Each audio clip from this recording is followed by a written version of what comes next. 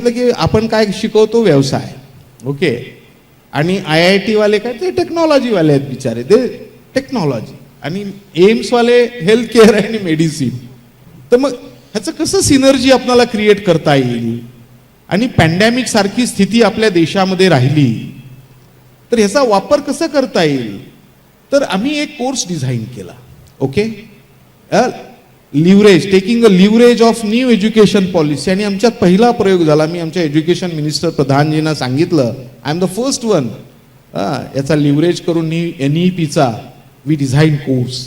तो काय आहे, hospital administration and health care management, 2 वर्षाचा MBA, कॅटच्या थ्रू मुलं येतील त्याला, ओके.